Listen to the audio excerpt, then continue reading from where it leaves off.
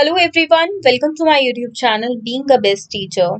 Indira Gandhi university IGU Mirpur Rewari का question paper discuss करेंगे। 2020 का क्वेश्चन पेपर है ये कंटेम्प्रेरी इंडिया एंड एजुकेशन का। 80 मार्क्स का पेपर है आपका एंड 2 घंटे के अंदर आपको करना था। इस बार देखिए जो आपके एग्जाम्स है थोड़े लेट हुए हैं due to covid and exam pattern वगैरह ज़्यादा बाकी तो सेम ही रखा है बट कुछ चेंजेस यहाँ पे थे कि there are 9 questions in all out of which students are required to attempt any 4 questions. 4 questions कोई भी करने हैं और क्वेश्चन 1 आपका कंपल्सरी है एंड टाइम लिमिट आप देख सकते हैं 2 घंटे की यहाँ पर है।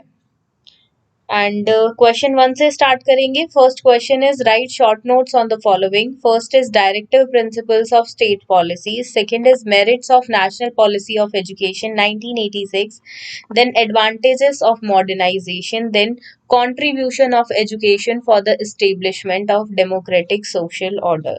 देखिए जो IGU यूनिवर्सिटी की समरी नोट्स या बुक्स जो हमारे द्वारा बनाई गई हैं तो उसमें ये सारे टॉपिक्स कैसे आपको प्रिपेयर करने हैं अपनी यूनिवर्सिटी के अकॉर्डिंग, कैसे आप पेपर में अटेम्प्ट करेंगे सो दैट आपको ज़्यादा से ज़्यादा मार्क्स मिले। तो इंग्लिश हिंदी दोनों में ही नोट्स अवेलेबल हैं। अगर आपको परचेज करने हो तो नंबर गिवन है सेल्स एग्जीक्यूटिव का डिस्क्रिप्शन बॉक्स में, आप उनको कांटेक्ट कर सकते हैं। तो बड़े ही अच्छे से फ्लो चार्ट्स बनाकर कि कैसे फ्लो चार्ट्स बनाएं, कैसे आप प्रॉपरली हेडिंग्स को बोल्ड करें, हाईलाइट करें सो दैट आपका जो पेपर हो वो आप पैराग्राफ फॉर्म में ना करें, बुलेट्स में करें। और किस तरीके से करना है वो समरी नोट्स में प्रॉपरली बताया हुआ है सो दैट आपको अच्छे से अच्छे मार्क्स मिल पाए।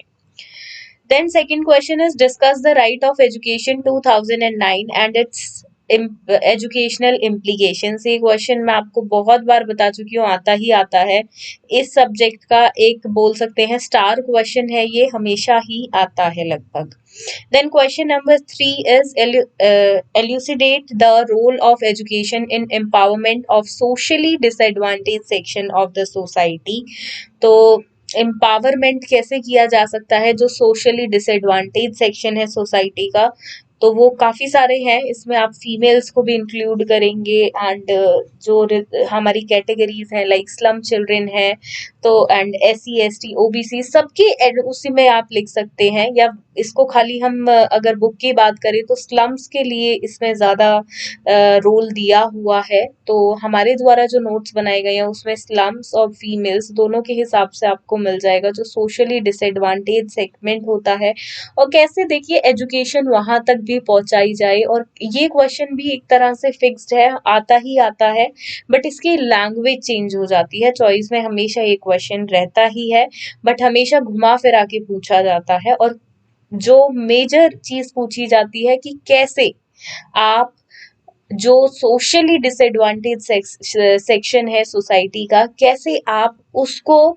देखिए फ्रंट में लेकर आएंगे, कैसे उनकी जो प्रॉब्लम्स हैं वो खत्म करेंगे। तो इस तरीके से क्वेश्चन बिल्कुल पूछा जाता है। ओपन एंडेड क्वेश्चन बोल सकते हैं, बहुत कुछ है इसमें लिखने को बट आपको पता होना चाहिए लिखना किसके बारे में है।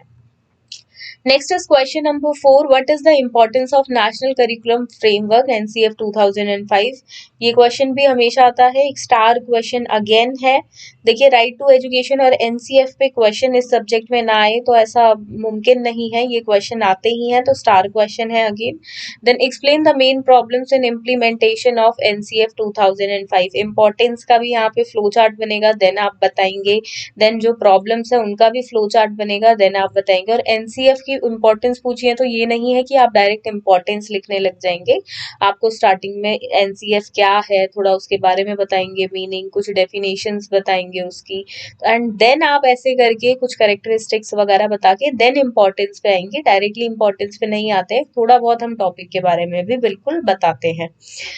यहाँ पे ऐसे रहेगा। तो जो नोट्स हैं उनमें ये चीज़ें प्रॉपरली हैं। जिन स्टूडेंट्स के पास ऑलरेडी नोट्स हैं IGU यूनिवर्सिटी के तो उनको बिल्कुल हेल्प मिली होगी इस बार। Then next question is question number 5. State the recommendations of Indian Education Commission regarding evaluation and teacher education। तो Indian Education Commission या कोठारी कमीशन या और भी कमीशन है तो इन पे आते ही हैं क्वेश्चंस। कोई भी एक कमीशन पे डेफिनेटली क्वेश्चन आता है, ये कोई फिक्स्ड नहीं है कि इंडियन पे ही आएगा या और किसी पे आएगा बट आते हैं generally.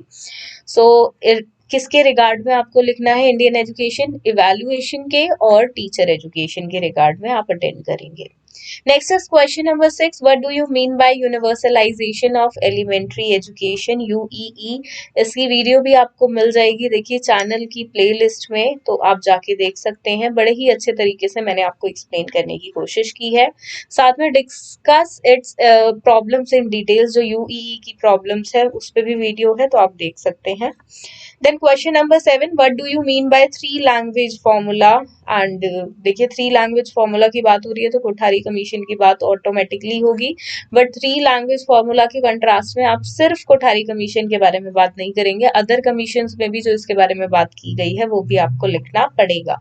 Then what is the view point of Indian education commission about it? अब जो इंडियन एजुकेशन कमीशन है उसका क्या 3 लैंग्वेज फॉर्मूला जो है उसमें क्या मतलब उसका व्यू पॉइंट है वो भी लिखना है। जैसे मैं आपको बता रही हूँ कमीशंस पे ऑलरेडी क्वेश्चन आएंगे, घुमा फिरा के पूछा जाएगा, या जैसे 3 लैंग्वेज फॉर्मूला के कंट्रास्ट में पूछ लिया तो ये पूछा ही जाएगा।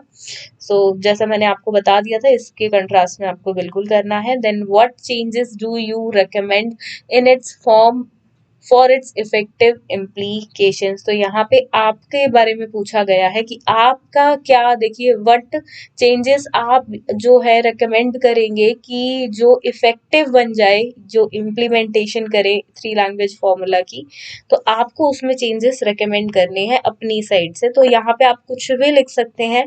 देखिए ऐसे जो ओपन चॉइस क्वेश्चंस होते हैं तो उनमें एक टिप है कि हमेशा पॉजिटिव लिखें, नेगेटिव ज्यादा ना लिखें, क्योंकि उसमें आपको मार्क्स ज्यादा अच्छे नहीं मिलेंगे। तो be positive for it. Then question number 8, what is culture? Describe the relationship between culture and education. Culture पे भी क्वेश्चन अक्सर आ ही जाता है, मोस्ट ऑफ द टाइम्स, कभी कभी ही स्किप होता है, अदरवाइज आता ही है। Then question number 9, what do you mean by new economic reforms? क्या होते हैं, और साथ में इम्पैक्ट बताना है एजुकेशन का। Discuss their impact on education, new economic reforms के क्या इम्पैक्ट रहे एजुकेशन पे वो आपको यहाँ बताना है। तो ये था question paper contemporary Indian education का ईयर 2020 आईजीओ यूनिवर्सिटी। तो काफ़ी ही इजी क्वेश्चन पेपर है, एज सच कोई डिफिकल्ट क्वेश्चन देखने को नहीं मिला, सभी क्वेश्चंस नोट्स में किए हुए हैं, एंड मोस्ट प्रोबेबली सभी जितने भी देखिए टॉपिक्स हैं सब पे आपको वीडियो मिल जाएगी चैनल की प्लेलिस्ट में, तो जाकर ज़रूर देखिए एक बार। So thank you for watching this video, and do share this video with your friends and subscribe to my YouTube channel as well as the Telegram channel। अगर आपको क्वेश्चन पेपर चाहिए ये तो वहाँ पे मैं पोस्ट कर दूंगी, वहाँ से आप क्वेश्चन पेपर्स ले सकते हैं। So thank you।